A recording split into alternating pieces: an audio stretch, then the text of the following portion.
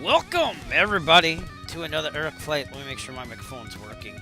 I messed with some sound settings, so we'll see what's happening. But as you can see, we have Captain Kirk here tonight, because we are going to start our Star Trek Pilgrimmage flights. And I just noticed I probably spelled Pilgrimage wrong, but we're going to go with it. So yeah, I'm going to go with it. We're taking out the Cirrus SR-22, and boy, Captain Kirk's looking awfully attractive there. No kidding. I'm just being funny. So we're going to depart from Plymouth, my real-world home base, if you will. Never flew a Cirrus in real life, though. But we're going to take it because it's faster. Not real-world time, but we are doing real-world weather. We're going to double-check that as well. We're departing around 11 a.m., which is what I wanted, so that's good. We're going to head out to Ticonderoga, New York. Why, you ask? Because we're going to go visit the Star Trek, the original series set tour. So I'm going to show this to you right now. Let's go to the other screen.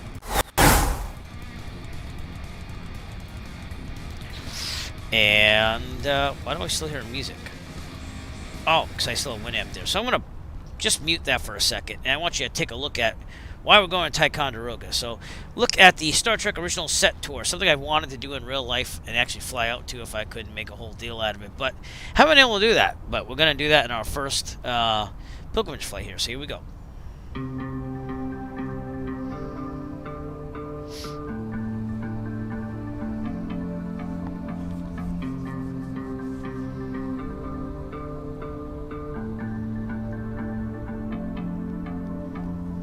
It was just kind of a wild hobby. You know, I never intended for it to blossom into what it's become. I created it so that I could play Star Trek with my buddies quite a few years ago. And the winds of time kind of shifted, and it became this place where people would come to talk to me about Star Trek. And so I thought, wouldn't it be great if we could share it with a lot more people? And so then I approached CBS with this crazy idea of opening it up to the public. Thankfully, they thought it was a great idea, so here we are. Well, I actually started, building stuff in my spare time. I would, I tour as Elvis. It's my main occupation. So I would come home, from working and be gone 3-4 months, and then I would have some downtime. So I would try to enjoy myself, and I would be building stuff. I would work with my grandfather up in his workshop. He had a barn workshop. It was a hobby. It was a way to escape the daily grind of your life. It's like everybody has a hobby of some kind. Generally, mine was Star Trek. I was started a relationship with Bill Tice, who was the costume designer for the original show. And then he went on to do Star Trek The Next Generation. And we were kind of like pen pals, but like telephone pen pals. He gave me, it came shortly after his death, there was a box of things, badges and buttons and some rolls of paper, and there was patterns for costumes, and there was a set of blueprints from the original show. There was a master layout of all of the soundstage, so it was like taking the roof off the building and looking down into it with a scale. So you could see where they were laid out and what the size was. And then there was a set of elevations for a couple of the different sets, including the bridge, which is very rare. If I were to ever sell it, I could probably just retire on that alone. Everything was called out. Once you had that, it was like saying, hey kid, you're 16, here's your new car. You now have the answers to, this is how big it was, this is how they did it. It made it easy. When you're trying to create something and you want it to look a certain way, you got to do your homework. And you don't want it to look like paint. So anyways, we are going to watch the rest of that after we land. So we're going to just hold off there. But now you see why we're going here. We're going for the original set tour. They're actually adding on more. They have a Galileo, I believe, and everything now. But we're going to go back to our main cockpit. Or an outside view, at least. And we are going to go, me and Captain Kirk, all the way to Ticonderoga to make this happen. We've done this flight before, but it was a natural beginning flight. The weather tonight's supposed to be VFR, so we're going to make it happen. Without further ado, excuse me while I clear my throat. Always seems to happen when I stream. I don't know why. But let's get the SR-22 checklist out, and I will show it to you as well. And we will depart our flight tonight. Probably a maximum of 2 hours, but hopefully more like an hour and a half. But it doesn't really matter to me. I need this. I need a little stress relief here. So, we're going to do this. We're going to pretend we just did the pre-flight. So, we're all good with that. And we're going to go to before starting engine. Pre-flight is completed. Emergency equipment is on board. Passengers have been briefed. Captain Kirk, you don't get a briefing. Get out of here. Oh, and again, we hope to not have any of this tonight. Red alert. All hands stand to battle stations.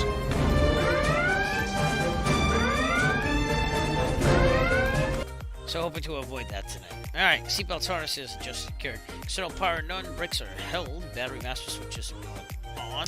I noticed I just left everything on from the previous flight. So there you go, battery master switches on. Turn off this red light, we don't need it. And strobe lights are going on. And mixture is full rich. Throttle, power lever full forward. Fuel pump prime. 1, 2, 3, then boost. And then we're going to clear prop. I'll clear prop in a second. Power lever down to a 4th, right about there. Ignition switch to start. And here we go. Clear prop. Clear prop. And going down to 1,000 RPMs. Alright, very good. Oil pressure. Do I have anything on yet? No, I don't. Oil pressure should be here. Looks good. It's in the green. Alternating master switch is on. Good. Avionics going on.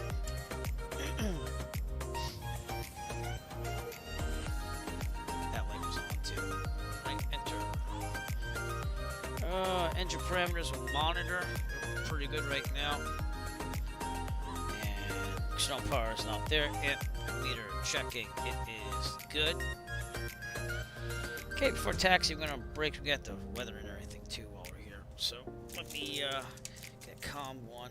I have to connect the VAT sim too as well and file my flight plan. So let's do that. I'm not sure if anyone will be on, but it's okay if they're not.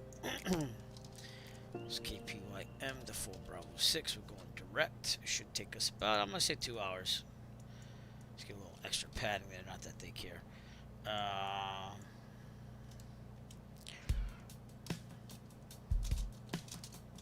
Let me do one other thing here.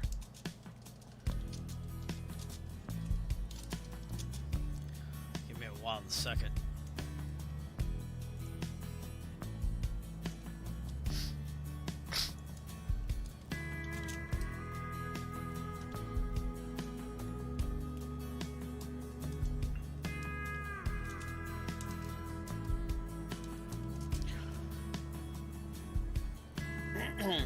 Okay. La. Cruise speed's about 154. True airspeed. Cruising altitude. I'm probably going to keep it at 6,500. Let me just double check that. Oh, yeah. 6,500 for days. We'll go through the Bravo. If not, we'll go up to 8,500. Alright, good. We're going to save that. I think I already saved one of these, but it's okay. Yes, please do. And file flight plan. Oh, got to connect. It's your SR22.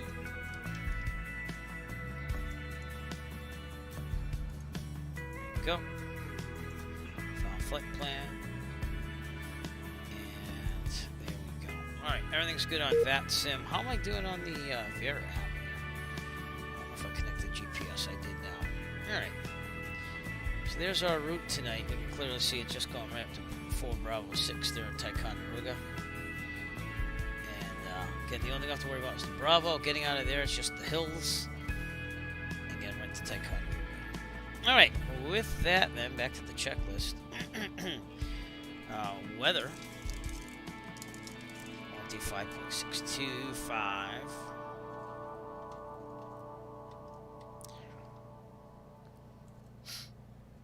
Oh, come on now. Stop being finicky.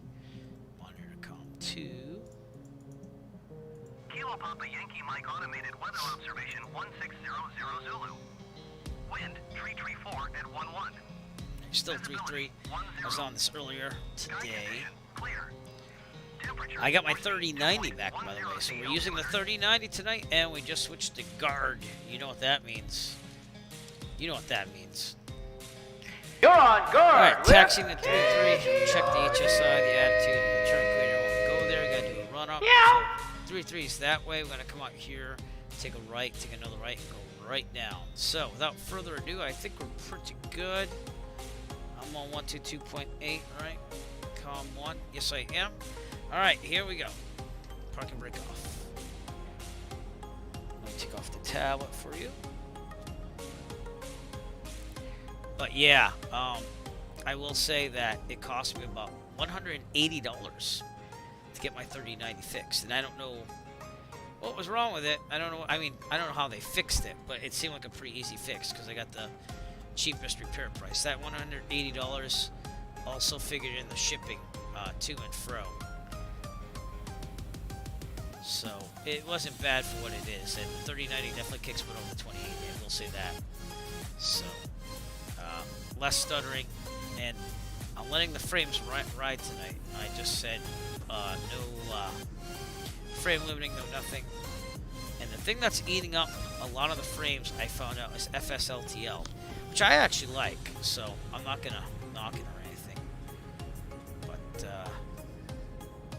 it is what it is. Okay, run up spot is up here on the right, and we are going to do this thing.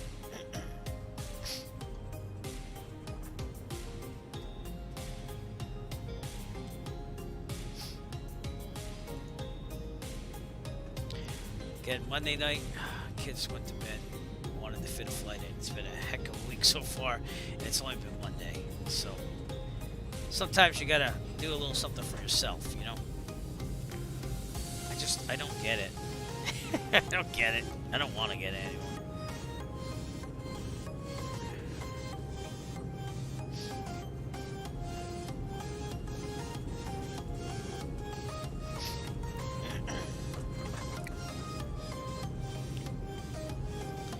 Fast on this taxi here. Pretend those taxi lights aren't there. Ooh, forgot to put on my taxi light, which I know that you can't see on stream. I actually have a real taxi light lamp in this room. So Alexa, turn on taxi light. It's really cool. It's up there. So someday, when this place is totally clean, I'll give you a tour. But that might be a long time. I am organized chaos. So, all right, before takeoff, just our run checklist. Caps handle, verify pin removed, seatbelt short and hole secured. Doors last, brakes held, flight controls free and correct. They are. Alright, trim set for takeoff. You can never tell because this doesn't work, but I'm going to pretend that it is. Autopilot disconnected. It is. Flaps set to 50%. And checking. Yep, it went down. Very good. Flight and engine insurance check. All in the green. Looking pretty good. HSI and altimeter check and set. Looking good. Should be about 150. Yep. Alright, and we're pointing north. That makes sense. Fuel quantity confirmed. We're staying on the left for now. Fuel selector, fuel tank, propeller check. We're going to increase to the detent at 2,000 RPM or so. And manifold pressure increases slightly as power lever is set to detent. So here we go.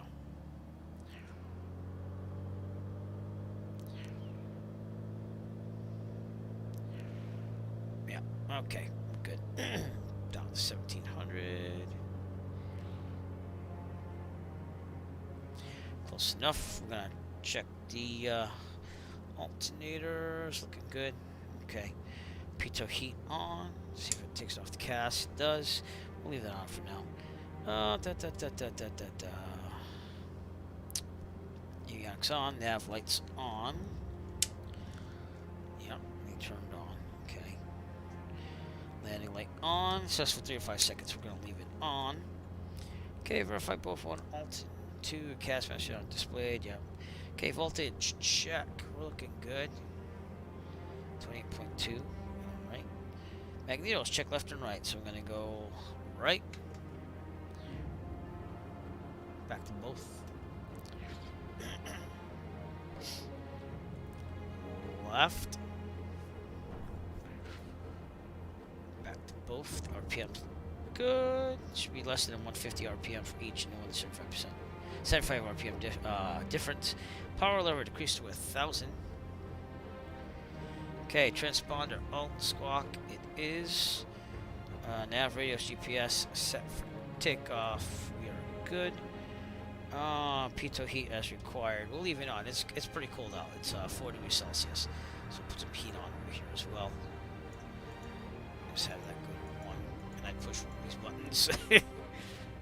So, whoa! Rip it, Garag. So, yeah, thanks or no thanks. So, It's all good. But thank you for following. Sorry I had to block you. Check flat. Okay. So, anyways, take off. Power level forward. Engine insurance check. Brakes release. Elevator control. Rotate at about 70, right? Yep, 70. Climb at 101. And we'll track flaps. What was it at? Track flaps at 80. Rotate at 70. Climb 101. Flaps up at 80. Okay, that makes sense. Alright, should be pretty good. Let's do our briefing. If there's a problem, take a full mechanical emergency or otherwise, and there's enough available runway ahead of us, we'll abort takeoff. Land directly on the runway. If we are under 850 feet, this problem mechanical emergency or otherwise, we'll land directly ahead of the 130 returns. Best guidance speed, and this is 88. For above 850 feet, this problem mechanical emergency or otherwise, it looks like we're going to take a turn to the right to go in that wind just a little bit and land downwind on the taxiway, the grass, the runway, whatever is available to us. Best guide speed against 88. Rotate at 70. Climb at 101. With that, we are good to go. No one is on for VATSIM, but we'll leave it on anyways. And we'll do this thing. You know what I didn't do? I didn't program this to go direct to 4B6. That might help. Try to do it all down there.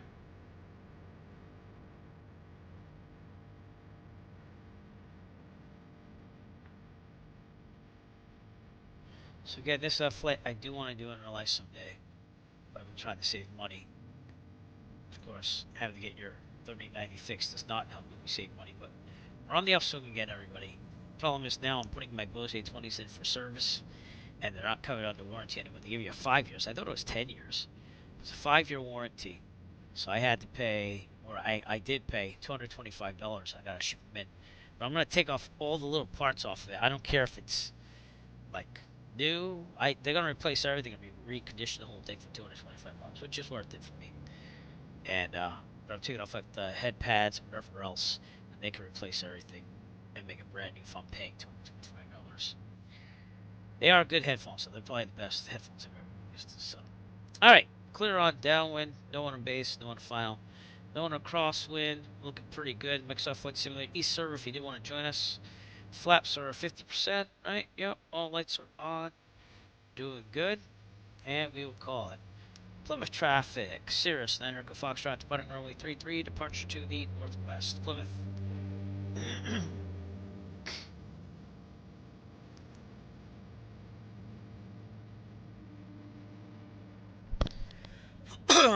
Along with Captain Kirk tonight. Let's go check out the original series set tour. It's gonna be cool. Alright, we're in the middle. Brakes full, throttle, release, and here we go. Rotate at 70.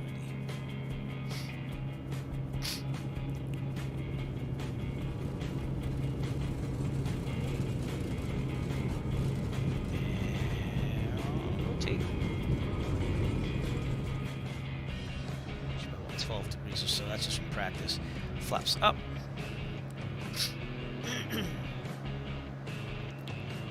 Like I said, really nice night to be flying with this weather, but we're doing it during the day. So, probably should have also set my helmets, but that's okay.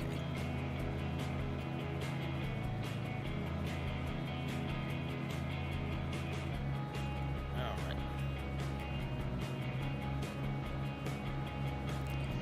Pretty good. There's Plymouth.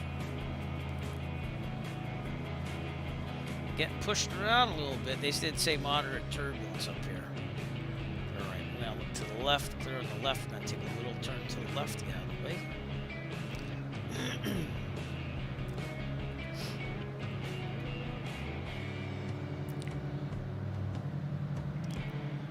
Keep it climbing here.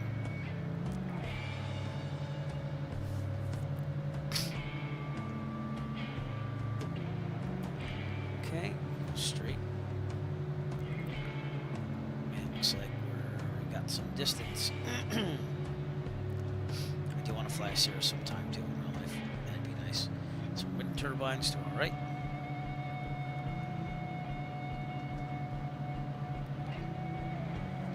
Okay, we're gonna turn on course. Clear all the way. Direct heading should be about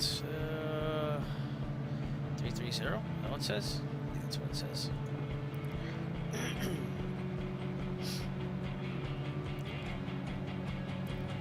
Okay.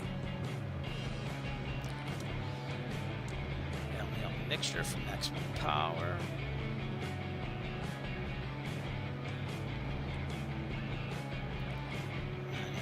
99%.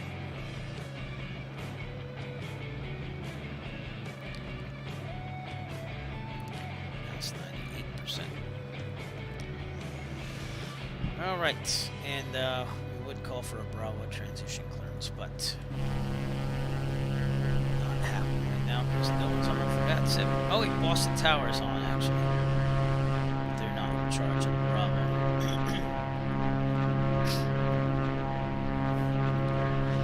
Really nice day, or night, I should say, for flying. Not real all time, but real weather.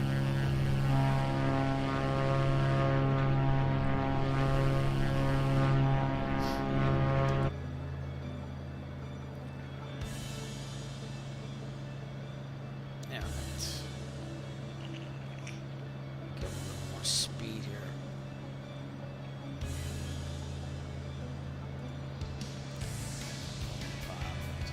Speed going up.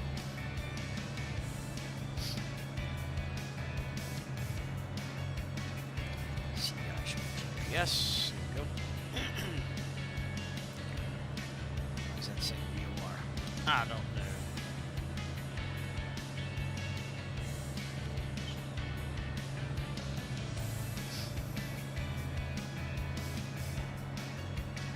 Ah, come on now. I don't like the GPS doing that.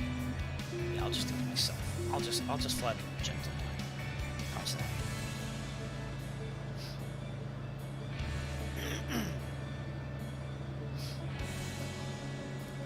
There we go.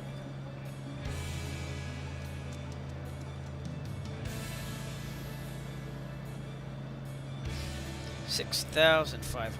We're about there, so I'm just trimming it down. Pretty good right now.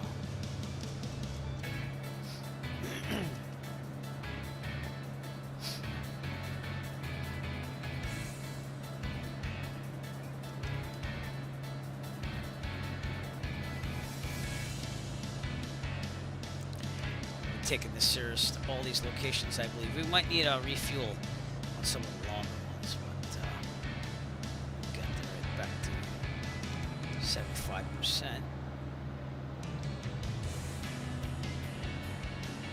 Okay, clean up the picture a little bit with the rope here.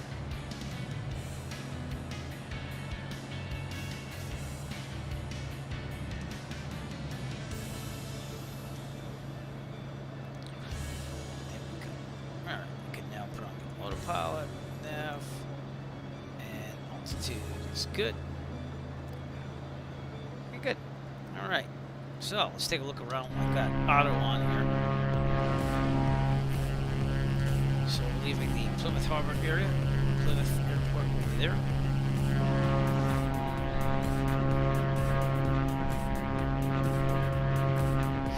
Oh, we see Boston in the distance too, but it is a little bumpy out here tonight. So what's up, Nick? How's it going? Doing well. Kind of needed the escape tonight, so doing it. And I see that Streamlabs is not really working, so let me get your sound, my friend.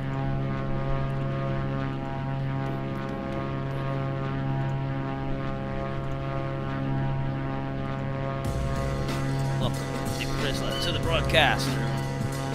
Exhausted. I'm exhausted too, and it's only been the first day of teaching this week. Oh man. Alright, update where we are. Flying the F-4 to Ticonderoga. First leg of the Star Trek Pilgrimmage flights, which I think I spelled Pilgrimage wrong, but we're going with it. We're outside Boston right now. And no one's on for that sim, so we're on our own with Unicom. That's what we're doing. Just a nice quick flight to Ticonderoga. Yes, for Greg next week. That's awesome. You going anywhere? Miss those days. Not that I went anywhere for spring break, but yeah. Oh, iced tea time. Captain Kirk with us tonight, by the way.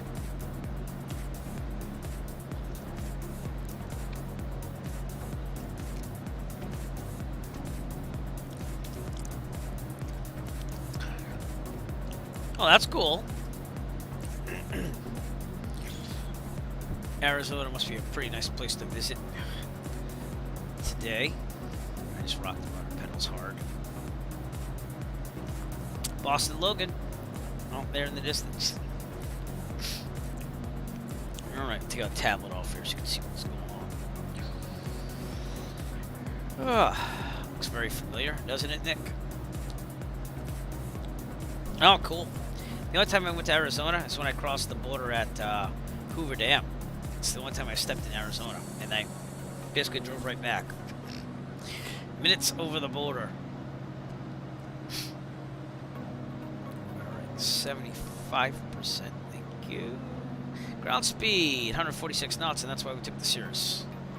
So it says we're about an hour and 4 minutes out. So the wind's died down from earlier today.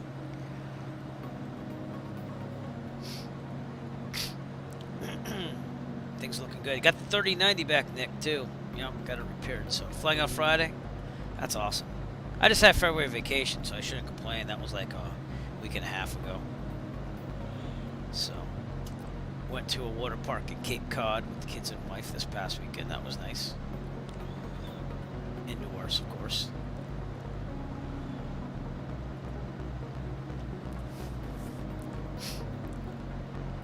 See the hills in the distance already. Look at that.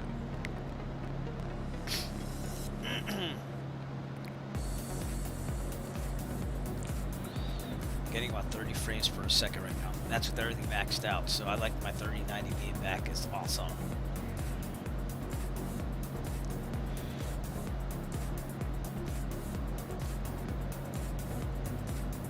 I also see that I have a lot of the scenery cached for map enhancement. Google Map enhancement, if you will. So, but look at this. Look at this nice weather, except for this out here. So that's why we decided, hey, let's do it tonight. Let's get to Ticonderoga and get there safe, which is Ticonderoga. It is right here. 4B6. I should probably put that in there. And of course, for some reason, it needs kilo before it on this. That's okay.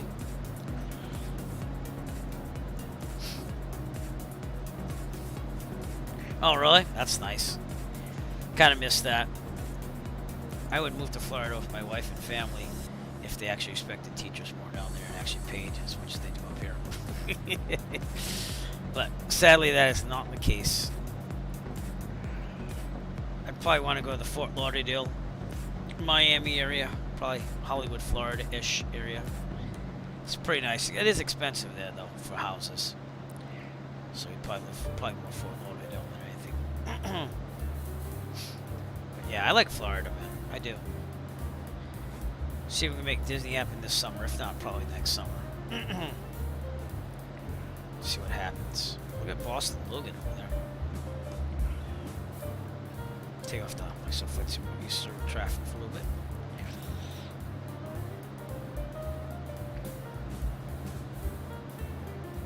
Maybe. Maybe. It's definitely beneficial. We'll have to see, you know. Yeah, downtown Boston. Off to the right. You see that it loads a lot faster on the 3090, I think at least. Maybe I'm just skeptical. I don't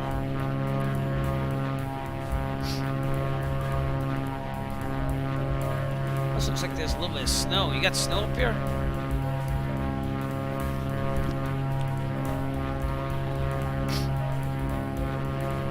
I do like the like living in the Northeast too. Just, you know, it's nice to get away. Little patches of snow.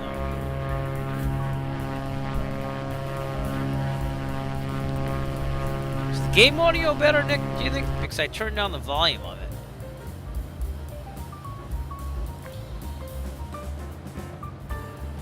People are complaining that was too loud on the outside views. Beautiful weather though. Man, if I could only fly tonight, I would. But my instructor's still waiting for the FAA to get his medical for him. So we're just saving up money, and I gotta go flying soon to get my 93 days and 3 landings in 90 days. So what do I have for real flying? This week I just had the lesson on Thursday. We'll keep on the lessons just in case.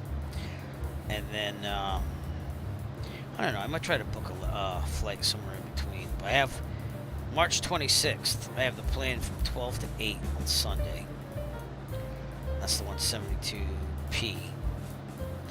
Then I booked a lot after that. But again, I'm trying to get I'm trying to start the complex endorsement on April vacation, April 21st.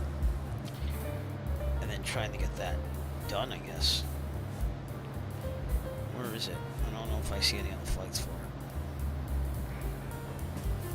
No. I'm not, actually. I'm sorry. I'm taking the Archer out on the 21st. So I got some flights booked. I'm going to see what happens. And go from there. But, alright, we're passing up our opportunity to look over Boston here.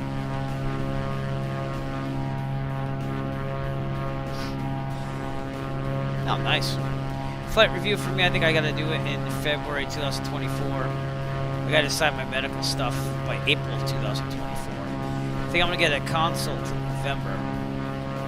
See whether it's better to go basic med or try to get a medical. I think if I'm going to get the medical, I might go for second class just to see if I can do it. But again, I'm going to get the consultant or anything just to have it in case I ever do want to do commercial.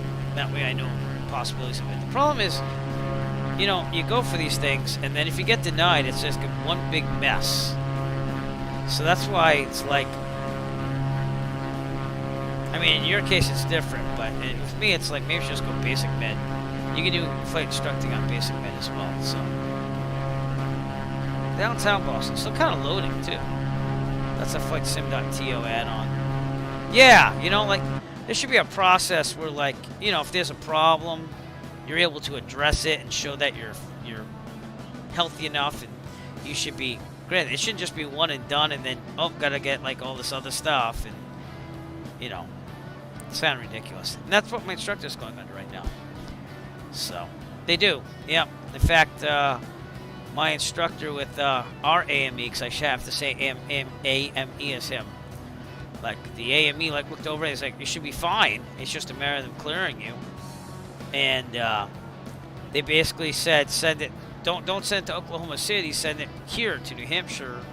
And so I guess he sent it up to Nashua, and they're supposed to get it through a lot faster, I guess. So it's terrible, you know. Especially seeing he's an older gentleman. I mean, the guy's only got so many years left of flying, you know. I think it's Nashua. That's where they told him, I think, to send the stuff. It might be a medical office in the region, you know. So, but it's not his fault. In fact, the thing that they said they had a problem with is cleared, like according to the doctor. So again, he's just waiting for them to cross the T's, dot the I's, and give him his medical. But even he was like, I'm probably going to go basic med after this because I've had enough of this crap. So, is that what it is? Maybe it is Burlington. I thought it was Nashua. Got some snow up here. You still have snow up in there? Yeah, give the man his medical. That's right. I mean, it'd be different if he wasn't safe. But I told him he's going to fly with me if he ever doesn't have a medical. Again, he was a coworker before he was my flight instructor, so. But met this nice gentleman. I went out to the Cape, like I said, with the to the water park, in the water park out there, with the wife and kid. But on the way back, there was this guy that offered all this free flight sim gear, so I picked it up on the way back. I got like yokes, I got all this stuff. So I'm thinking that if we get any time at my school for like a little bit of free time, I'll probably bring it in and show some of the kids that wanted to see what flying's all about. Just bring my laptop and hook up all that stuff and see what happens. So I don't know. We'll have to see. All right. Update on where we are here. We're right outside Boston. Probably over Framingham almost. Just to our left. I'm going to be passing over Minuteman Airfield. I still got to go there. Oh, I know that. I agree with that. But the whole thing is it shouldn't take months to prove that you are safe if you are indeed safe. If you're not safe, you shouldn't have your medical. That makes sense. But, you know what I'm saying? Yeah, it shouldn't take months. I mean, you should have to prove it, sure. You should have to be under the care of a doctor, okay. But it shouldn't take months to... Especially if you're doing this for a job. I mean, if you're a commercial airplane pilot, what do? They just, like, wait months for you until you get your medical back? Or they just get rid of you? You know? That's exactly why I would not become an airline pilot. One, because I have terrible family genetics. And you can't count on that, I guess. You got, you know... Look at how much this plane is rocking here. Look at that.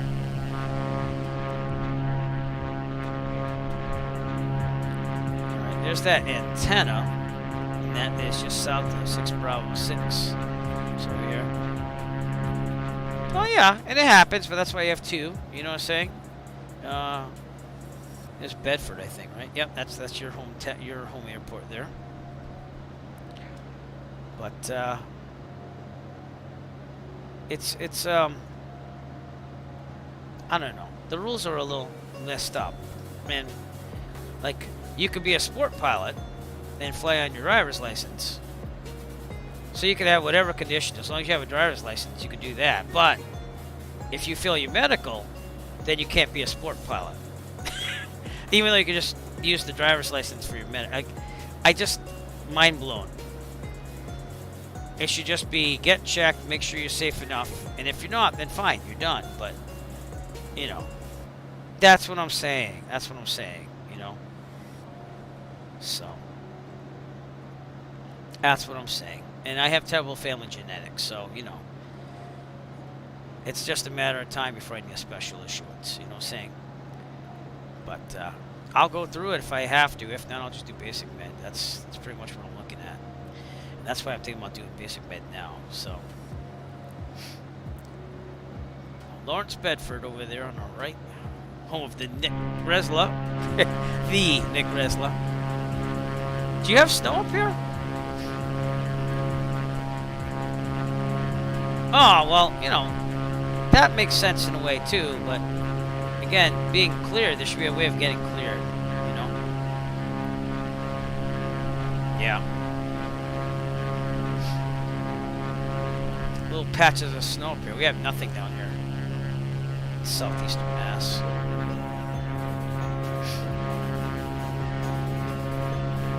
Use that FSLTL add-on. I find it useful, but it does kill frames.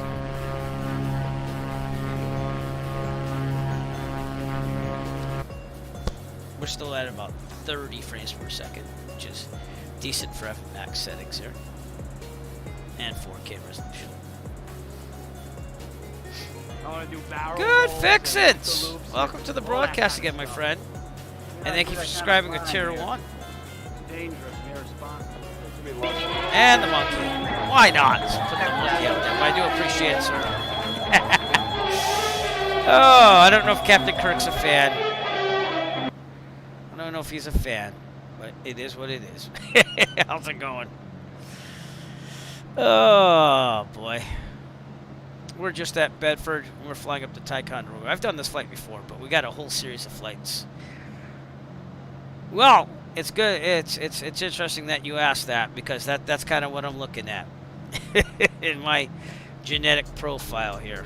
So, and that's why I'm going to get a consult and figure all that out. But that's just the way it is, so. It's only disqualifying if you're not controlling it, but it's disqualifying right off the bat, and you have to get a special issuance. So even if you're in control and can prove it, you still have to basically get all this paperwork together, which is understandable. But you can't just go for a medical or else you're going to get denied. Yeah. How about type 1 diabetics that really can't even control it? And I know that they eased up on that, but they still have to provide all this stuff. It's crazy.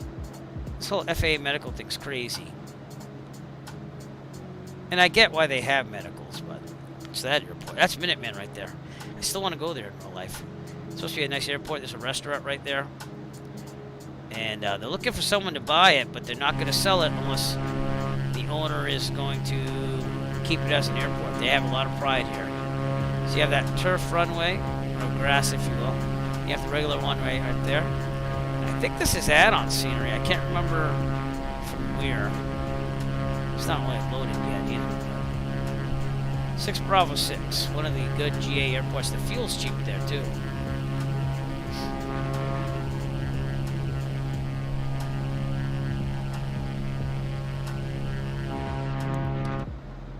I mean, no doubt it's terrible if you're not in control of it. But, I mean, my brother was a poster child for not being in control of that stuff, so. Oh, yeah. Well, when I first got my first medical, because I was concerned about the family genetics, my AME was like, oh, well, let me put it this way. I had an airline pilot. He lost part of his leg due to diabetes, had open heart surgery, and I was able to get him a first-class medical. So, it's I don't know, it's still a horror game here, but I love 6 Bravo 6. I've flown over it. Gotta go there someday just for lunch or something. And if you're making a career out of it, like that's your bread and butter. What are you supposed to do, you know?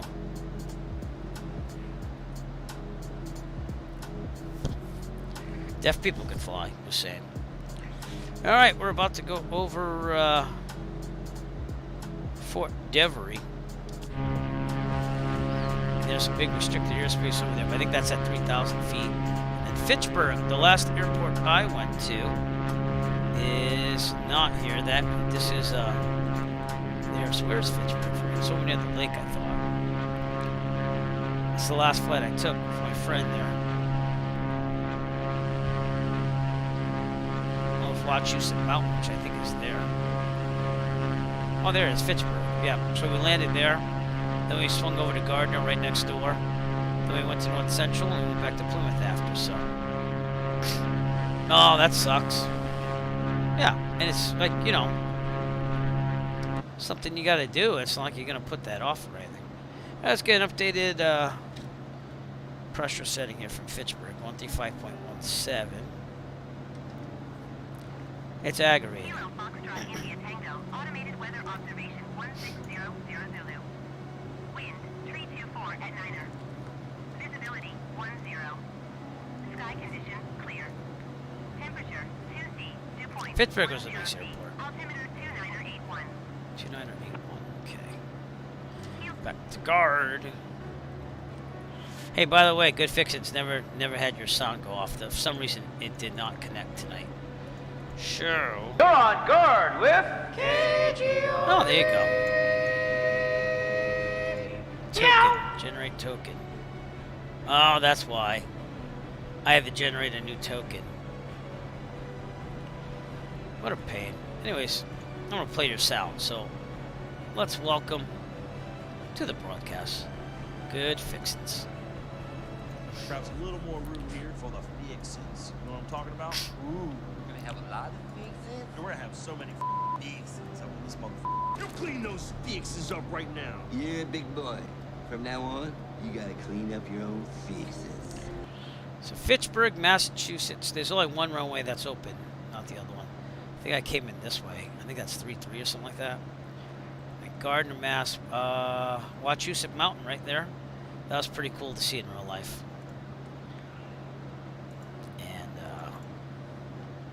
Yeah. But there's some skiing going on there lately, so it actually have snow there, even if it was made snow. In Gardner, Mass, we found out that the VOR does not work. I think that's Gardner over there. I can't really tell.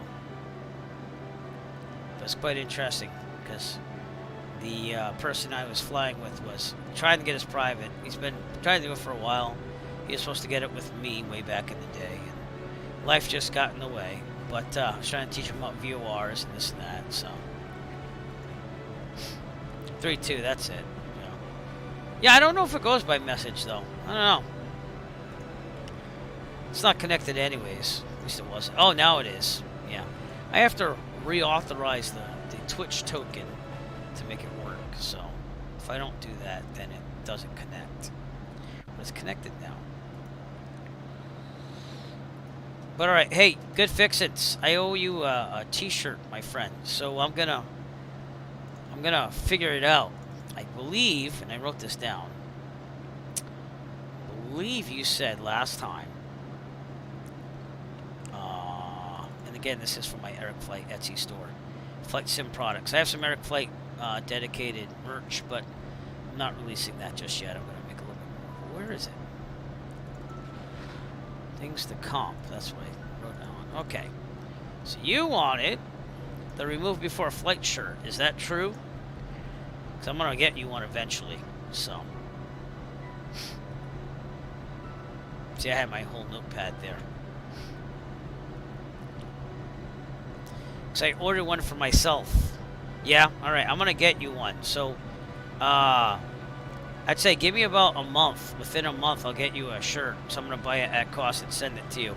So, if you want, if you're okay with it, message me, private, message me on Discord, and send me the address to send it to, because I'm going to get you one. God knows you subscribe to me enough to get one. You deserve one.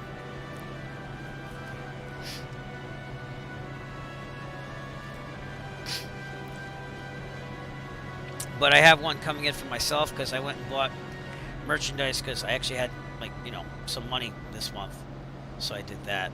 And we'll see how it looks. We'll put it on stream and everything. And you can have your own too. It's pretty cool. But yeah, direct message me so I can get you one. So I just popped up some new stuff on the Etsy as well. So. But, okay. We're passing into New Hampshire pretty soon. You can always tell by the hills, right, Nick? It's always the hills out here. Nashua is that way.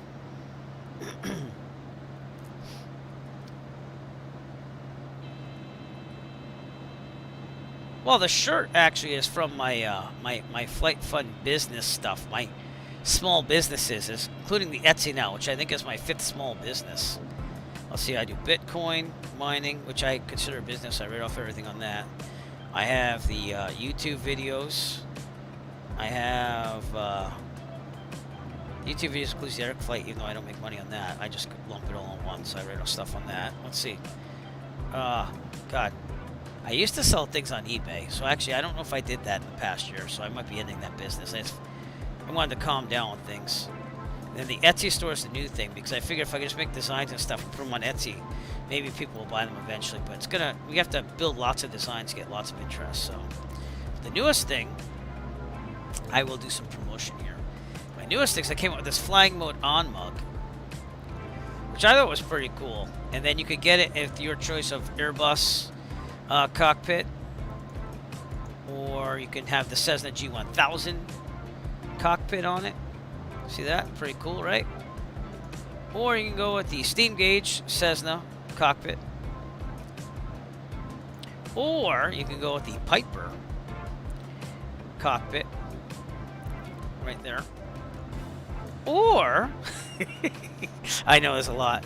You can go with the Boeing cockpit. So I made them all the same thing, but just with different backgrounds. So that way, jet airline pilots or real-world pilots can buy that. We're going to try to branch more into real-world stuff here that anyone can buy. You notice that I start with more flight sim than anything, but good fix. This is the shirt you want right here. So I will be getting you one. Again, I don't know if TSA will remove you from a flight if you wear that while flying, but you can try that out. I might try that out someday myself. So, alright, we just crossed into New Hampshire, and we got Jaffrey, which is the place to go again for ice cream. So, Nick, you want ice cream? Go to Jaffrey. I'm going to try it, too. We should both try it. I wonder if they'll get the reference. They probably wanted security, but they might get it, you know, at the ramp and stuff. Jaffrey's a little hard to find, but it's a nice airport. The owner was nice. And I think it was 3,000 feet. Wait a minute. Yeah, 3,000 feet, so you could do it. And you just walk down the road to the Kimball Farm, get some ice cream. It's a nice little flight for you, too, because you're up north more. So that shouldn't take that long. It's right in front of this hill here, I believe. But it's kind of hard to find at first. You look for sand, and obviously with the snow. I think it's right here. And again, the runways kind of slope up if you're heading north. So, yeah, you should go. We could make it. We could make it an ice cream. Go out and get some ice cream flight if you want. But again, in April, I'm going to send you a bunch of dates, and then we'll pick 3, and we're definitely going to fly 1. So, we'll make it happen. And Dillon Hopkins, where we set off from before, is up in there in the distance too as well.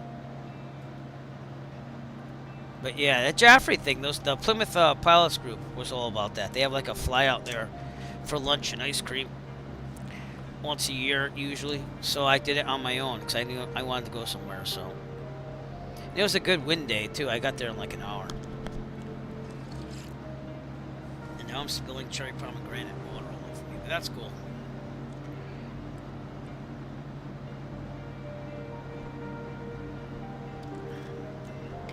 Kilo Alpha Foxtrot November. It's the most expensive ice cream I ever bought. And not the ice cream, just the flying. Should be out here somewhere.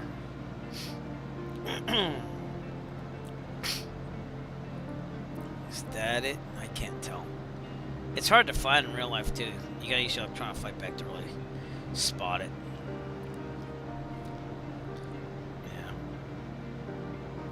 But it was a nice airport. The manager or owner, I think it was the owner as well, he was out there with the two-way, and he was really nice, telling you where to park and stuff.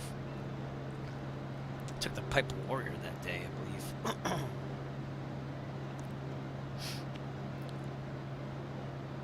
Ah, well, you know, it happens, man. You know. It happens.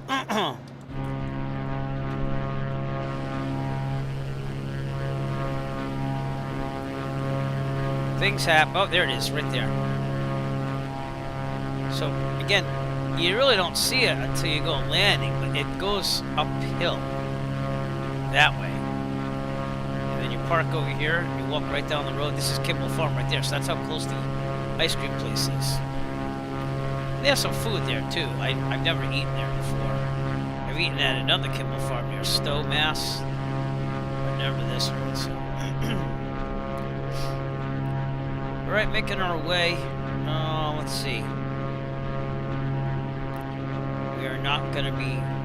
We're going to be south of Parliament Field. I'm trying to pick places I've been. But, Dillon Keene Hopkins, if you will, is supposed to be out there. That's it right there. I wonder if they got a new restaurant. Hey, we all forget things, my friend. The thing is not forgetting crucial things. We're human. That's why we take flights and train ourselves, like turning off the electronic flight back saying, uh-oh, your tablet's gone. What are you going to do? I do that every now and then. You're not going to be perfect. You're going to have your bad days. Just make sure they're not really bad days. You know what I'm saying? Whereas I said in an Eric flight design, let me see if I can show you this one. I just made this mug the other night, but it's Eric flight oriented. And again, we haven't released any Eric flight merchandise, but yeah, well, you know, it's how you deal with it. I know, I get it. But again, we're making this not on Etsy for the Eric flight stuff. We got this awesome mug here. Look at this. If at first you don't succeed, Pilot is probably not the hobby for you. And it has a 489 Echo Foxtrot 172 style. And it's a wraparound design. Look at that. You can hardly tell that's a sim picture. So, yeah, that was a good mug. So again, I don't think that'll sell as much as the Etsy. But we got some cool stuff there. Some cool designs.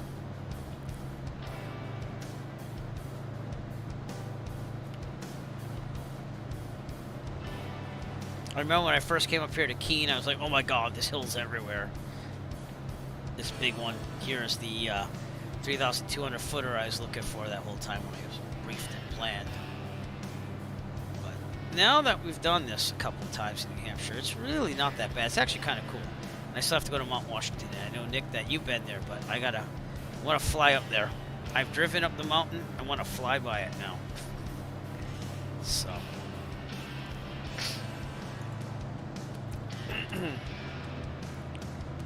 Well, good. Yeah, and that thing might. They say that thing moves a little bit more due to just the aerodynamics of it. But I'm glad.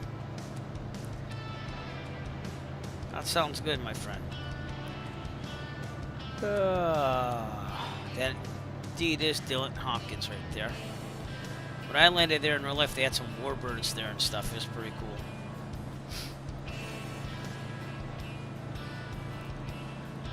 How are we doing on frames on the 3090? It's like a new... Oh, just 45 frames per second, maximum settings.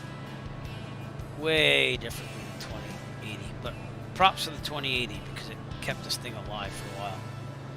They fixed it pretty fast, though. And you're going to laugh at me, but... 20 knots faster? Yeah, that's about right. It's kind of like a Mooney speed, if you will. I gotta get that. I have the Mooney. I just have to get flying it more. Because that's something the aircraft want to branch out to. But, all right, we have about 35 minutes or so until we get to Ticonderoga. Nice. It's one of those newer songs I got for the channel. Ooh. It's pretty cool. It's like a reggae thing.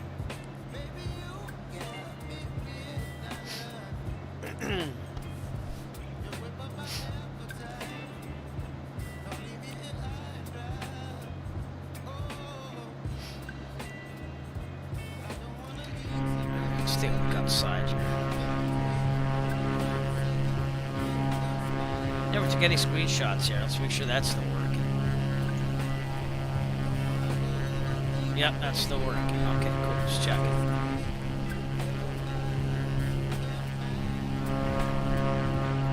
It's pretty nice to live in New Hampshire with all these hills and stuff.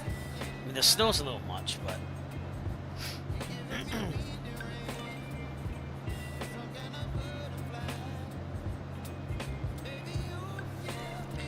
So, Nick, if you could buy a general aviation aircraft, money being no option, we already know you do the 172, but what plane would you want to buy?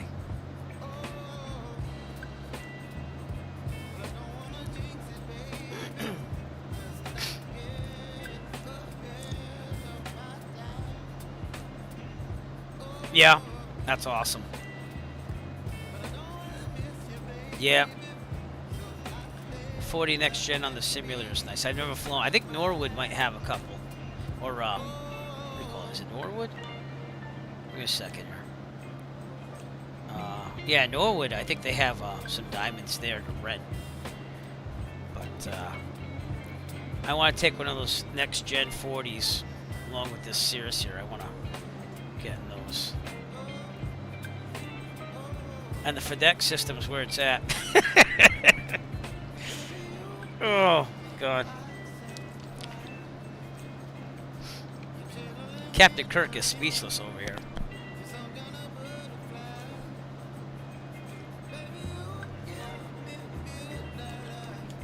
I'm spilling this all over me.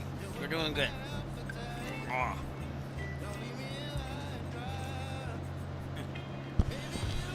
Ugh. Yeah, well, you'll get there. We know you're going to get there. So. Alright, so remind me, how many more years of college you have left? 2? Is it 2 after this?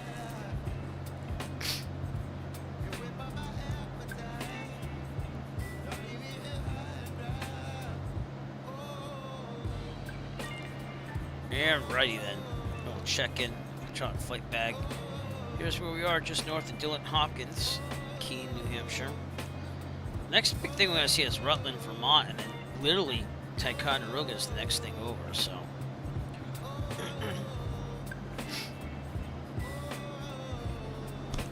Oh, nice. Next spring. Now, do they have like an intern program where they set you up with like an academy that you're going to go into, or you just apply everywhere and see what shakes loose?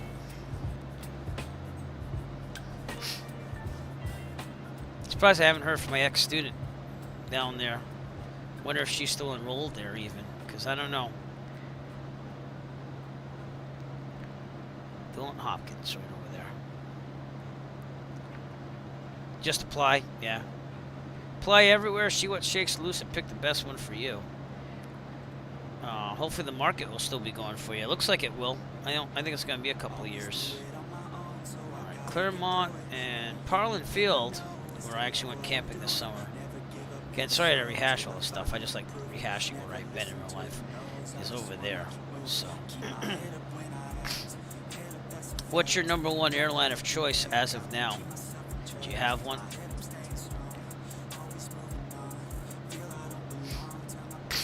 That's the Connecticut River right there.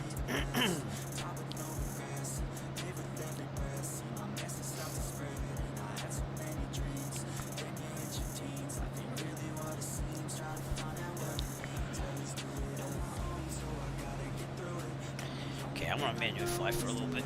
I feel like manually flying for a little bit.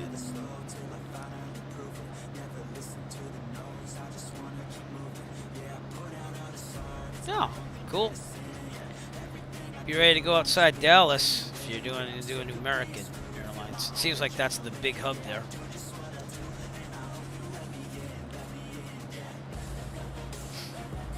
Have you ever been to Texas? Texas is decent, you know. My niece lives down there with her mother, so that's where my brother lived. But yeah,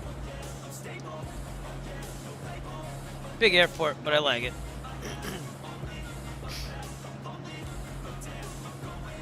Got some skiing out here. What month was that? Can't tell you.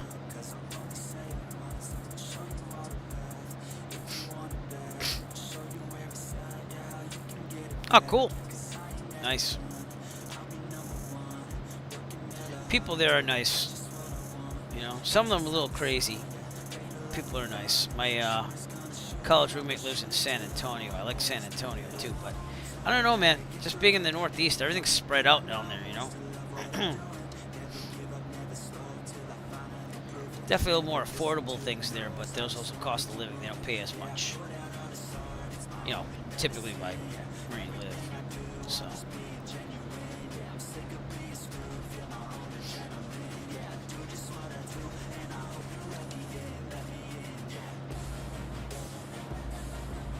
All right. So Parlin Field would be over that mountain over there, like Sunapee.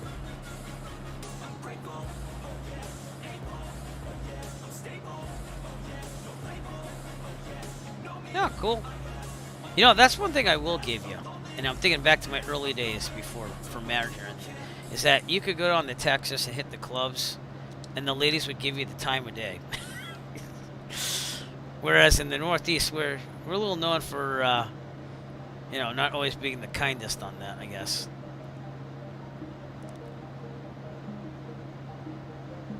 But yeah, no, for real, the girls would give you the time of day, even if it was just to be kind. I remember that. So that was me and my roommate from San Antonio hitting up the town there after college. Visit him like 2 or 3 times. Still talk to him to this day. But he's a drummer down there. He does a lot of gigging and stuff like that down there. So.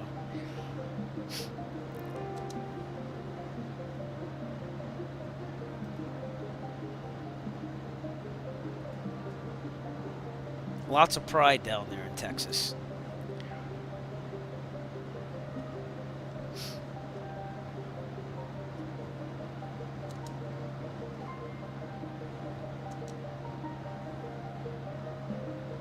Alrighty then. We're looking pretty good. What we got? 28 minutes, 27 minutes? Till we get to Ticonderoga, our first stop on the Star Trek Pilgrimage flight. I feel like a moron because I did spell Pilgrimage wrong. I'm pretty sure I did. Dumb.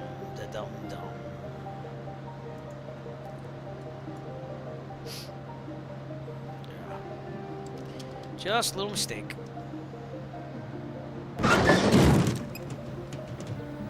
What'd you do? I just spelled the word wrong.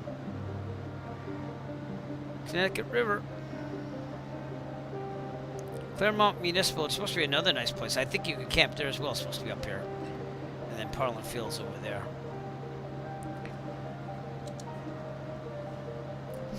Kind of crabbing this into the wind a little bit here. Keep it straight. Oh, I don't know about that, my friend. There were good nights and there were nights that we'd rather forget back in those days. It doesn't happen anymore, let's put it that way. Enjoy it while you're young. Oh, man. Gotta enjoy those young years.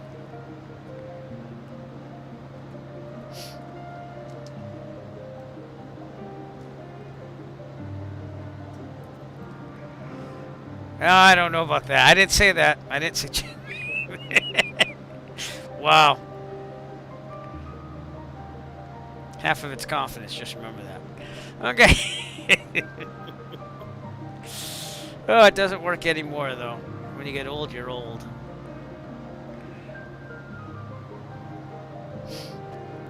All right, we're going to be going over Harton Estate. A little bit to the right over here.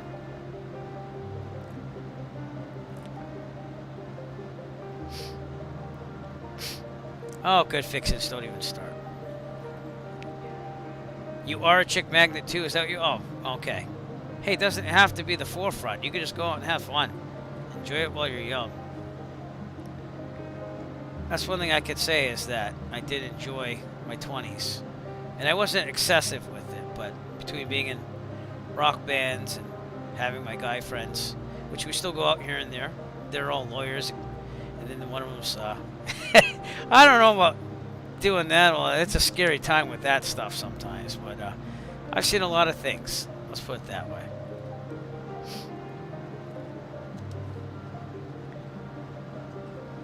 This is like coming to America. Hey, it could be. It only takes confidence.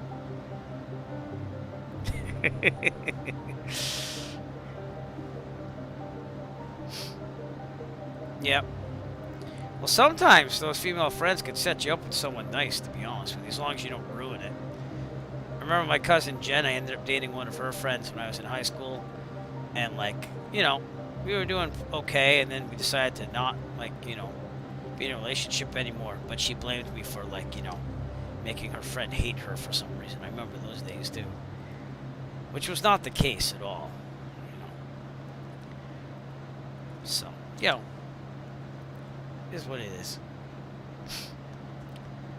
If I was down there in Daytona, here's what I think I would do. I'd make sure I got my studies, but, you know, when I had free time, I'd probably just go to the beach and view sights, as they say. Which I know is not always doable because you're there for an education first, of course, but, you know. All right, Harton Estate Airport, just north of us over here. You can see it right there. Never been there. It's pretty nice.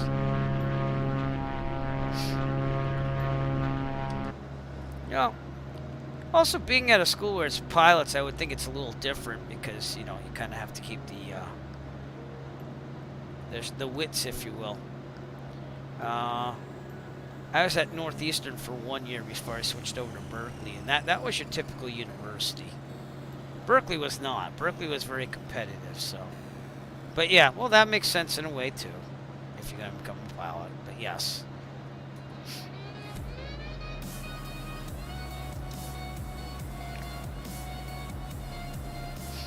Got some ski slopes out here. Makes total sense. That was, I want to say that was almost like Berkeley, too. I mean, it may have been more like 60-40.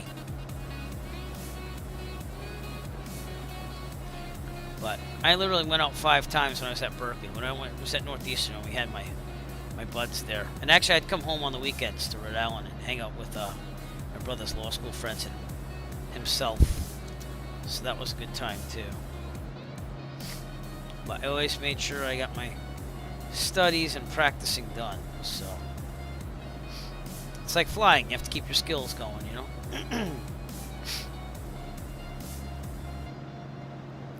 Alright, Rutland should be up in the distance, and then literally we're almost there, so... let's get another pressure check at Rutland. 118.375.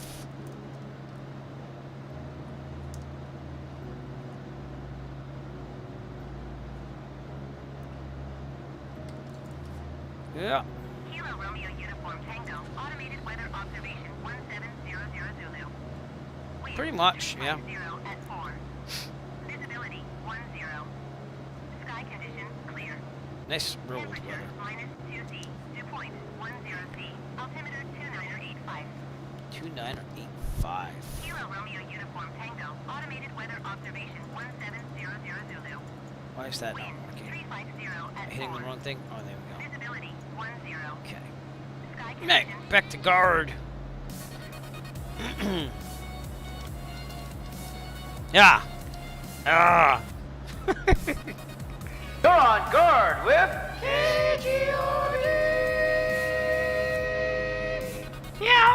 Yeah, it's funny because to relieve the pressure of constant practicing and music and stuff like that, I would have the flight sim set up in my dorm room.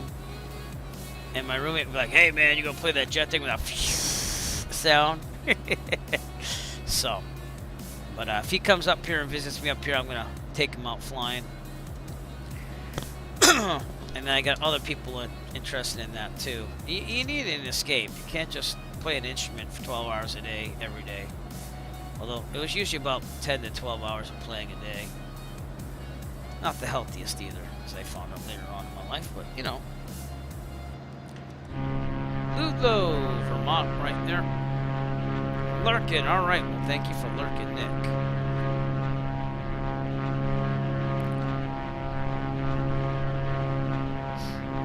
And Rutland should be over here.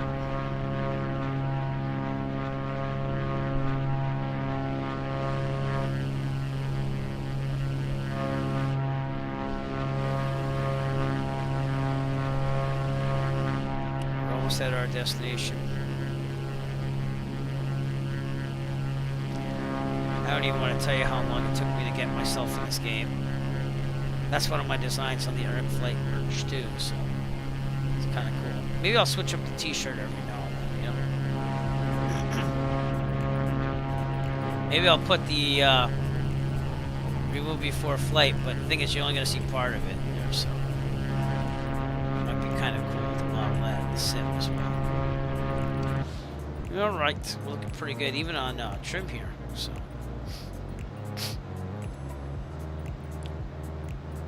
$18 minutes to go.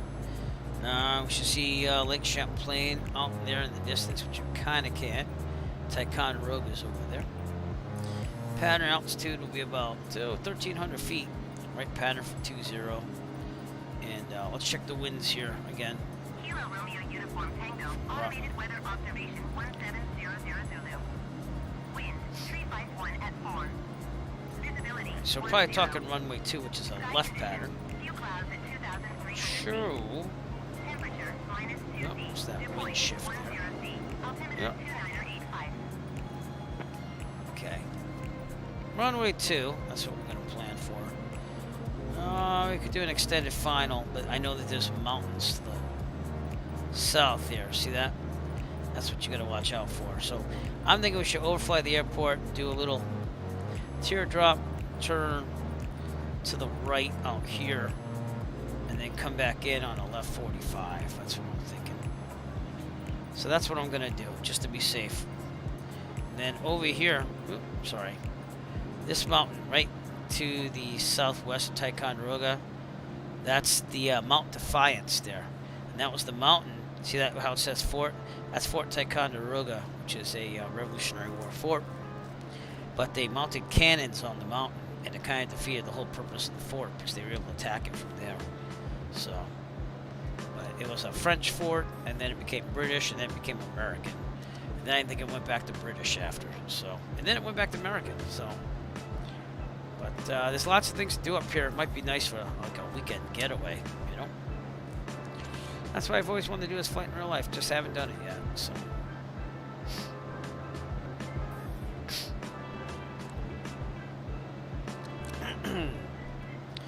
William Shatner's been, oh, excuse me, Captain Kirk has been just silent the whole flight.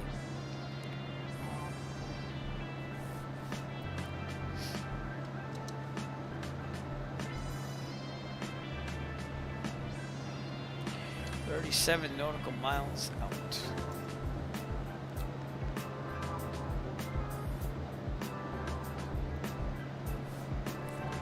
Our next destination on the Star Trek Pilgrimage flights, you can find this on my Discord. But if you go to Special Flight Event Series, Star Trek Pilgrimage, our next flight will be from Ticonderoga to Iowa City, Iowa. That's going to be a longer one. And that's because Captain James C. Kirk, with us tonight, by the way, was from Riverside, Iowa. According to 1985, the Riverside City Council claimed that the honor of passing a resolution declared to be the cocky commander's hometown. The Star Trek writers eventually confirmed it, placing scenes in Riverside of the future.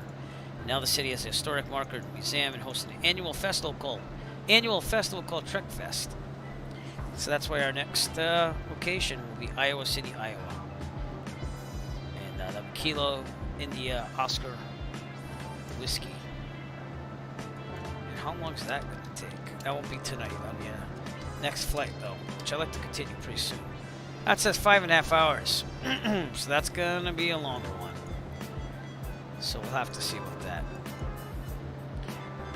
We're probably going to have to make a stop in the middle of that, too, because that's 811 nautical miles. That's, we might be able to make it in the Cirrus, but I never switched the fuel over. I just noticed that, too. We're on boost, right? Yep.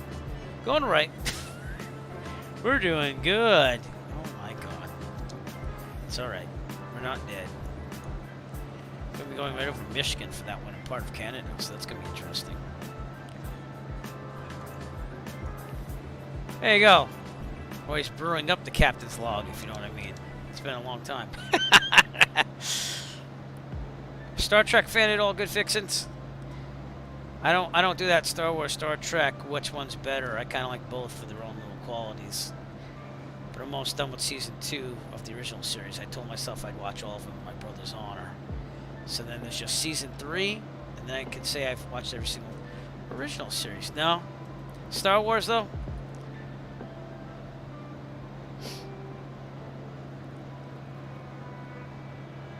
I think the next gen's where it's at. Oh, cool. They have their own qualities. Like a lot of people, like you gotta like one and not the other. But that's just not me. So, all right, Rutland, Vermont, right here to our left. On our way to Ticonderoga out there. And Iowa City to be followed up on these series of flights after.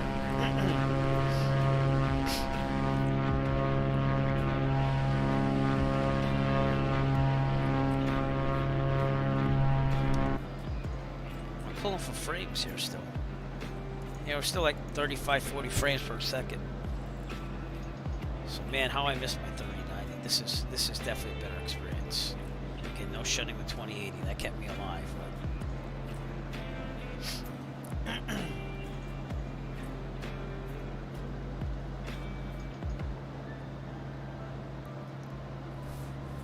now if I'm getting like 35, 40 frames per second here, I wonder what a 4090 would do.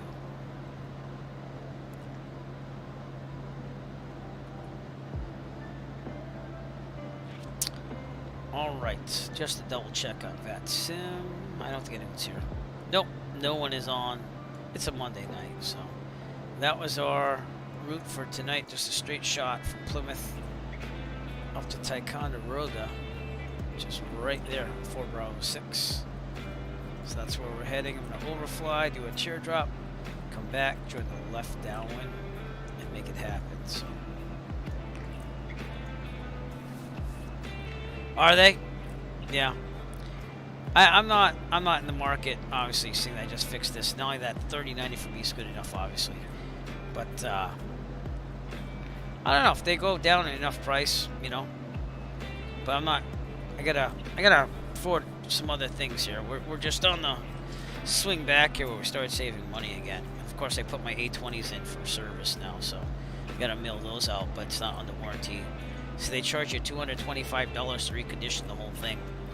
But I kind of need it because the cable's fraying, and like it chops up the sound a little bit unless you have it just in the right place. So 70 to 120, nice. That is crazy.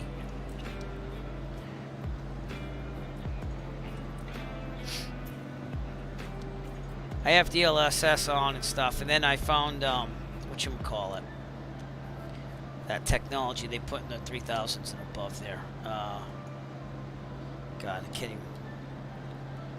Dash the. Alright, let's. I'll find out what it's called in a second. Sorry. Alright.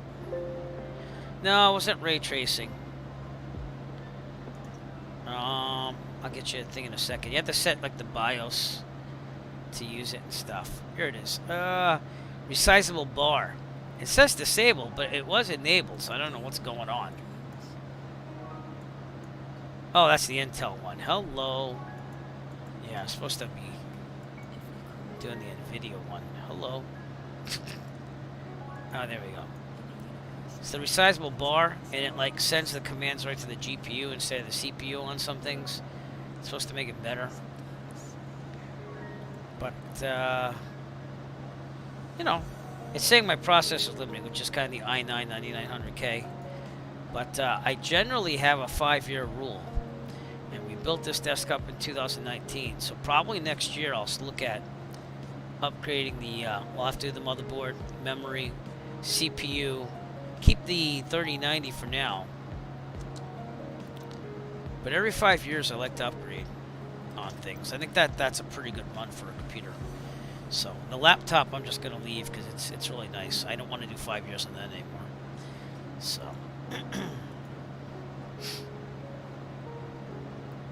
but Zach will probably get this desktop build. Not bad for a 10-year-old at that point, huh? Maybe even 11, 10. Oh my god, my kid's getting old. Alrighty then. So we are gonna start our descent down. I'm gonna be at like 3,000 feet or so, maybe 2,900 would be good. Let's start our descent down. 25% power. Angle down.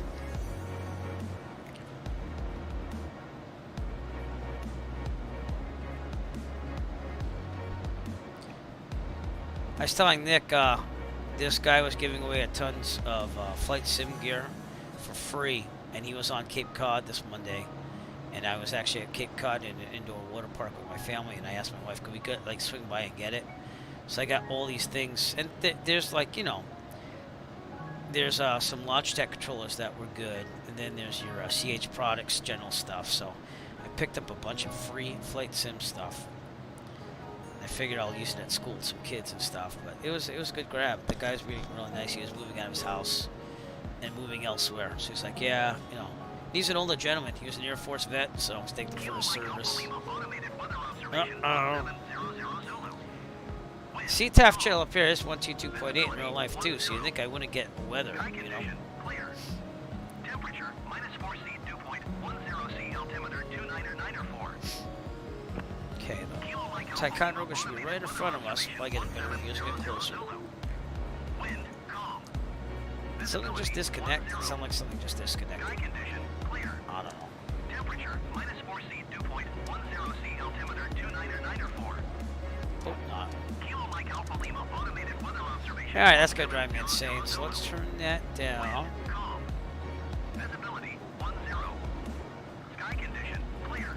It's not letting me turn it down. -4C, dew point 10C, altimeter 2994.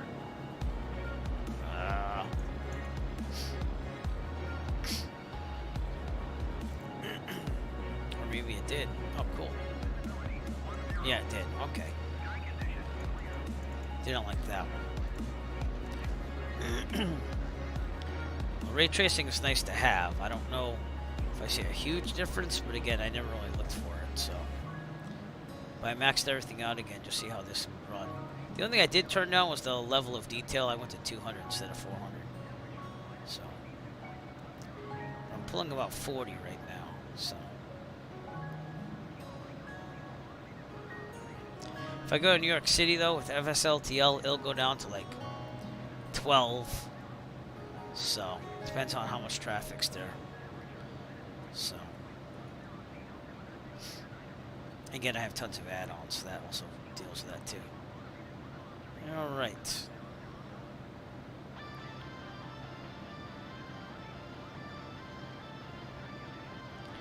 Slowly getting down there. I'm going to go 2,900 feet. I'm going to overfly the airport.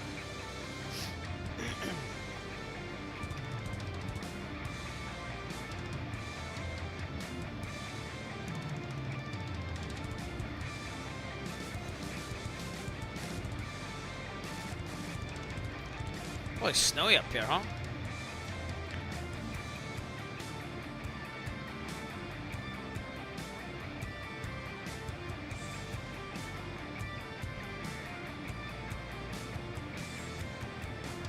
When I contacted the Star Trek set tour there, I asked him, is there some place I can park my e-bike? So if I get like land at the airport, take the e-bike in, park it there, like really lock it up really well, and then do the tour, you know. And they said there's not really anywhere to put the bike. You put it like on a pole in the road and stuff.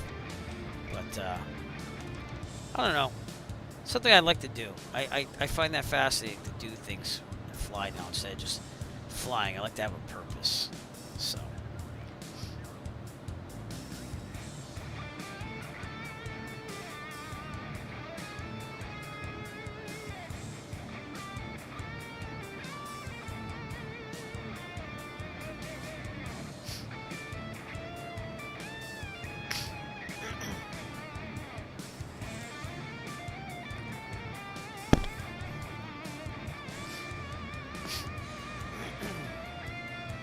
Oh, hey, the other good thing, good fixing is actually give me your t-shirt size on that DM, too.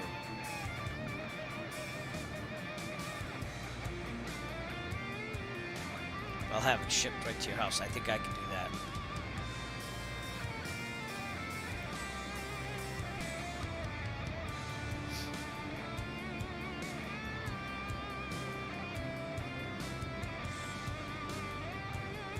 I stopped over here. Lake George is down that way, so another place I'm gonna fly to.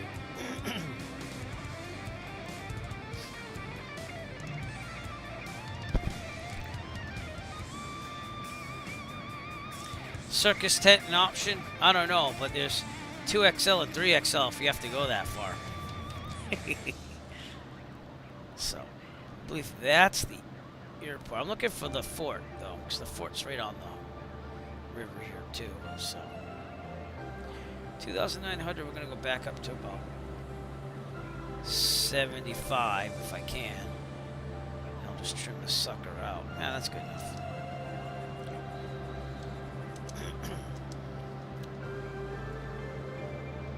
Okay, Ticonderoga traffic says Cirrus, sorry, 9 Echo Foxtrot, 9 nautical miles to the southeast. We're gonna overfly the airfield at 2,900. And join the left 45 for runway to Ticonderoga. Circus tent, huh?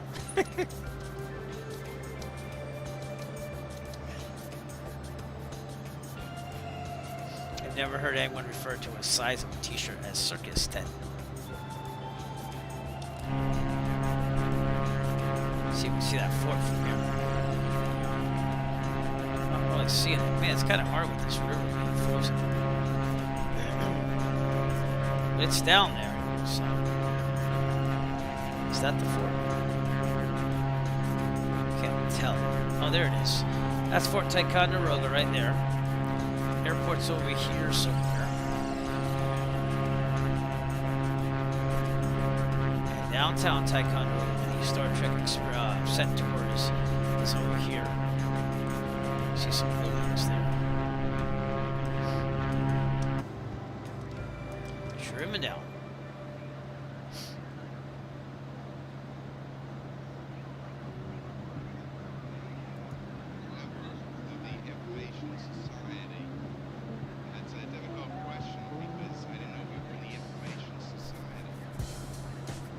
I'm gonna make sure my t-shirt looks good too before I send you one. So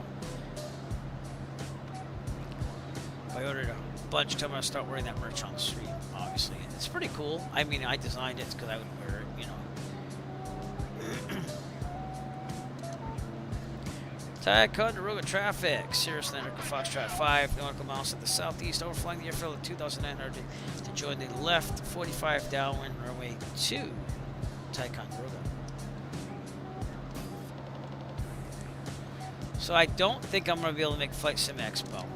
That's looking less and less like I'm going to do it. But I'll hold up hope to the end of March. We'll see what happens.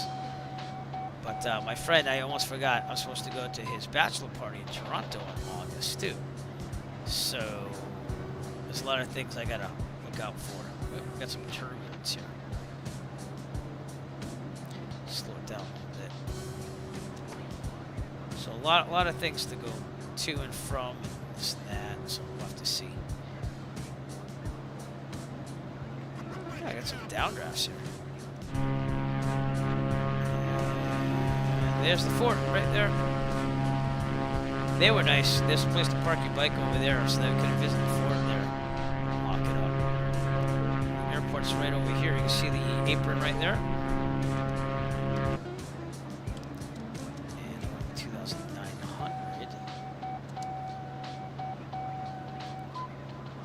Ticonderoga traffic, Cirrus Land Foxtrot, overflying the airfield at 2,900 to join the left downwind 45 for to Ticonderoga.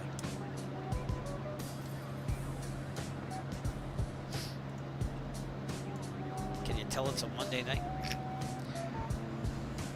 Alrighty then, so we'll go out here, we'll take a right, come back in, do the left 45 downwind. There's downtown Ticonderoga past that wing over there. Okay, look at my checklist really fast. 5 extension speed, 119, 104. We're not over the airfield yet. There it is. A little hard to see with the ice. We still kind of see it, so that's cool.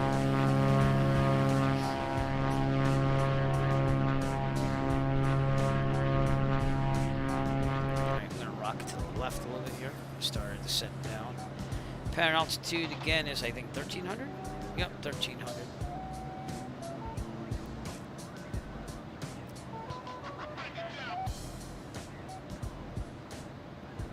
Okay. We got some hills here we got to worry about. Hey, look, Ticonderoga. All right, to the right, clear on the right.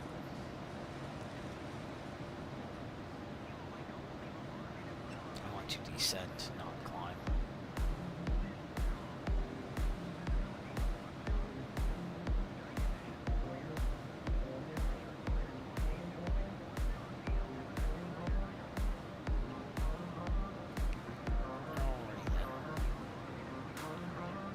Might be cutting this a little closer, but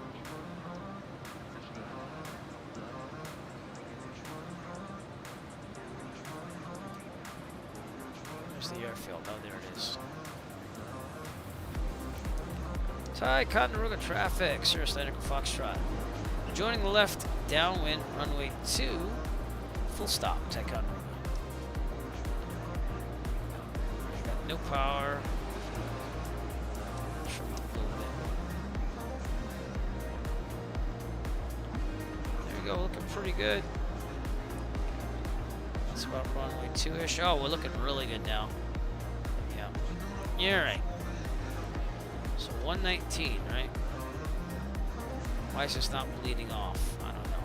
We need to bleed off some speed here. 50 degrees flaps, angle down. Not too much. Fort down there, Ticonderoga over here. So the fort's over there. Am I looking? Yeah, we have a way to go. Alright.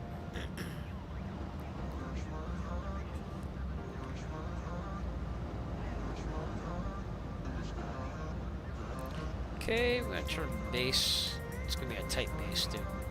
Let's do it.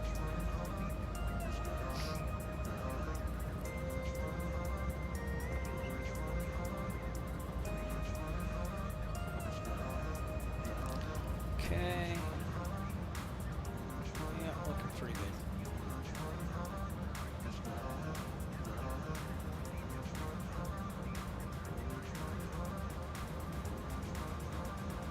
Ticonderoga traffic, Sirius Echo Foxtrot, left base to final. Runway 2, full stop, Ticonderoga. Yeah, oh, shot just a little bit. Full flaps, we should be about 85 as we get down here. Yeah, I see it. And we're going to have to taxi back too as well. So it's an interesting layout of this airport here. Full rich on the mixture, gas on the carriage mixture, prop, flap switches, we're good.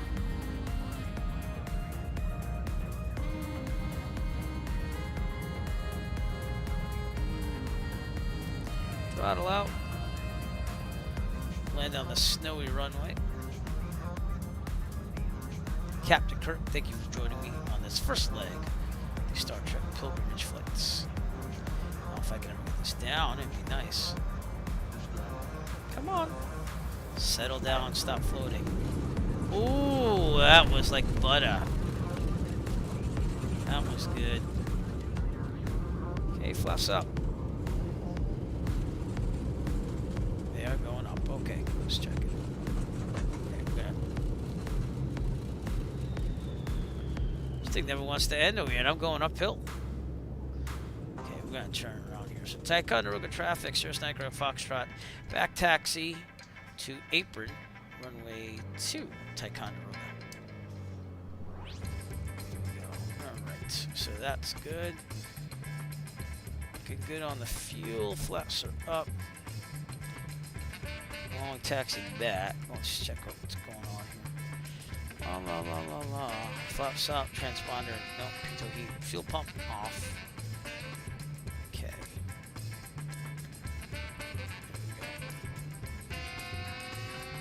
And just worrying about shutting down now. We're back taxiing. We got a wind from our right, slightly behind us. We'll do this.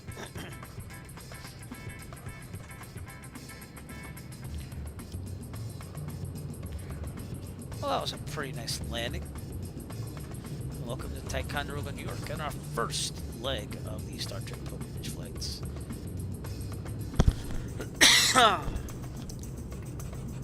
Have to check out my endurance though. What's that one on the SR-22 here to go to Iowa next, but should be a good flight. I don't think I haven't been to Iowa in Pacific forever. So again, by choosing a theme, it makes you go places, you know.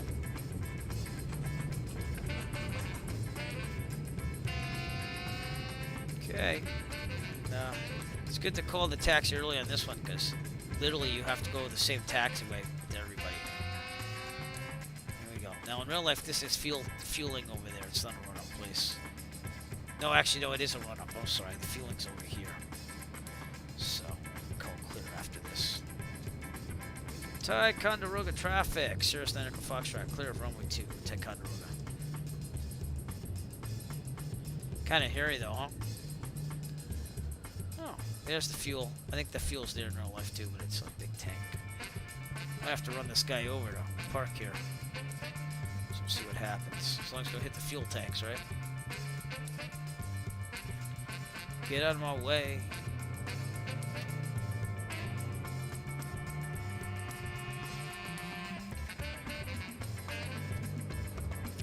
That's it. It says we're good. All right, let's get the checklist out.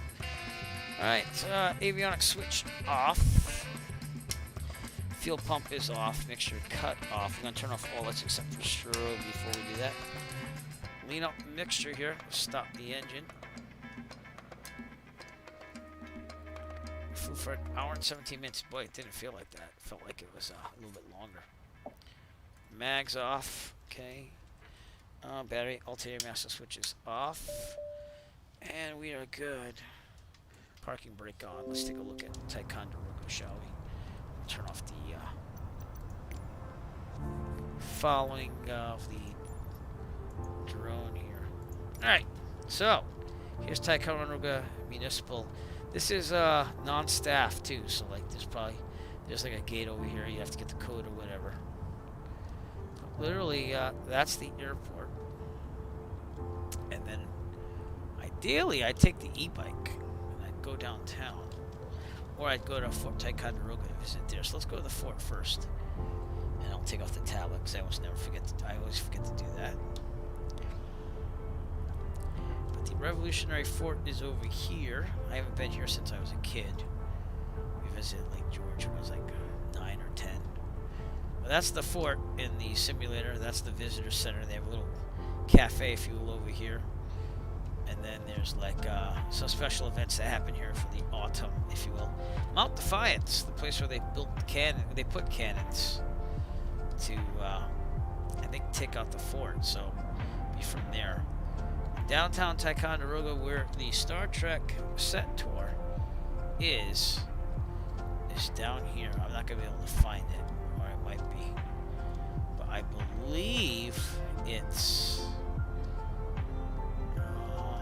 I want to say this, because it's like an old department store. He built the whole set in there, so that was cool. And William Shatner does come here in real life, so I always wanted to visit there while William Shatner. The guy's like 90 something. I'm never gonna get to see him, but let's go again to our vertical briefing screen.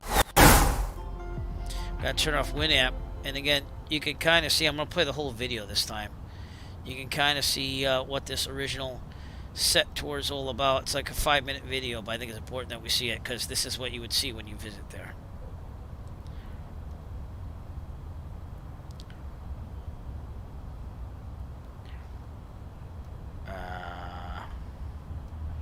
Why is that not playing? Oh, because I have the volume off. Oops, sorry. It was just kind of a wild hobby. You know, I never intended for it to blossom into what it's become. I created it so that I could play Star Trek with my buddies quite a few years ago. And the winds of time kind of shifted, and it became this place where people would come to talk to me about Star Trek.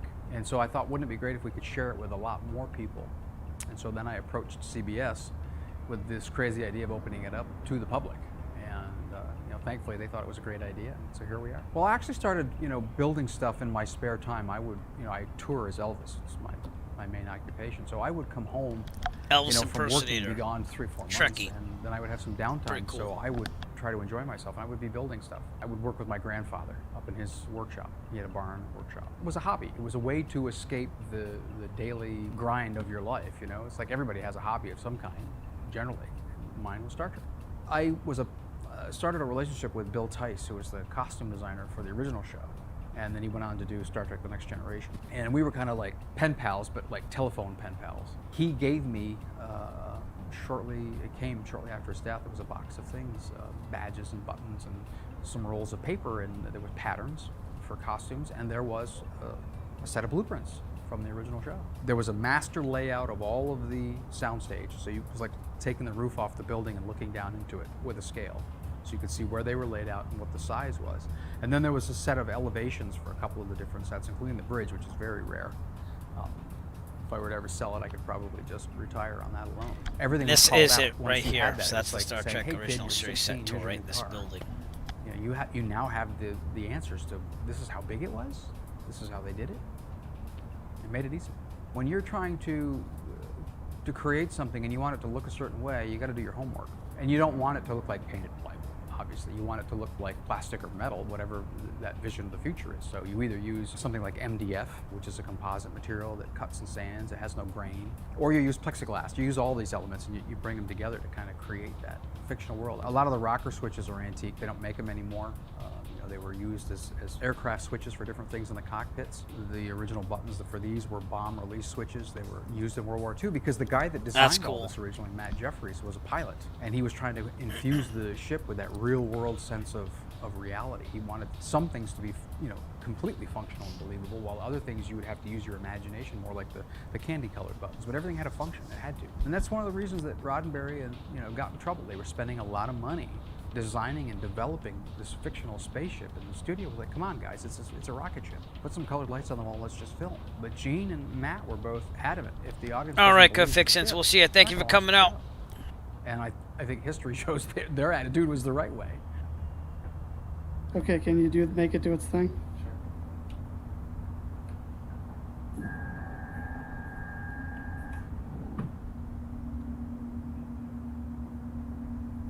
That's the med bay there.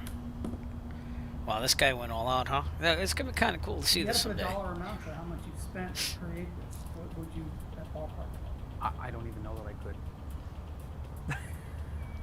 And it would probably make me sick if I did.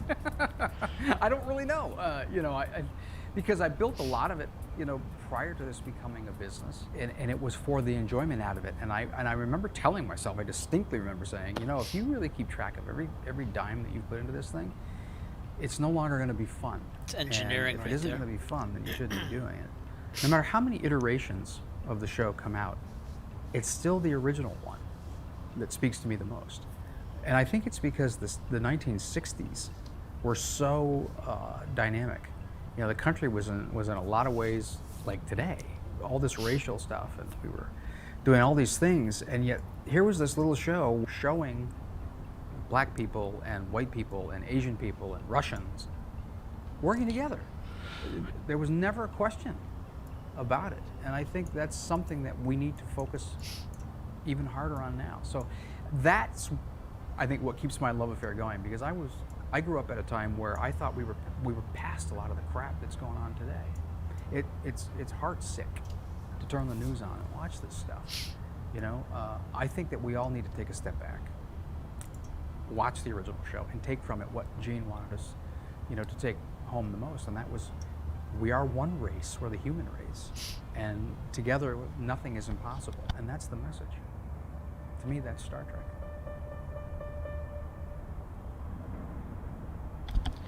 Pretty cool, and that's pretty much it. This is the building right here. So again, it looks like an old like auto parts store that they renovated into that. And you could park here. It's really cool, honestly. But that'd be the plan. Go land at the airport. We'll just way out here and take the bike into town, and it's this building right here. That's what you just saw on Google Maps. But anyways, we're gonna call it a night here. It's been awesome flying this first leg. We're going to go to Iowa. Where is it again? Next leg will be Riverside, Iowa. Kilo India Oscar Whiskey, Iowa City, Iowa. And that's, again, for the fictional home town of Captain James T. Kirk, who's been with us all night. So thanks to Captain Kirk here. Thanks to Good Fixins and Nick Resla and anyone else that might have seen the broadcast. Appreciate it.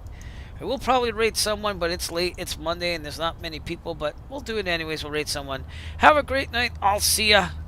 I got to get some things done and then go to bed myself because I have work tomorrow. But thanks for coming out. We'll see ya. Eric Flight. Peace out. We'll see ya soon on another Star Trek Pilgrimage flight. Have a good one.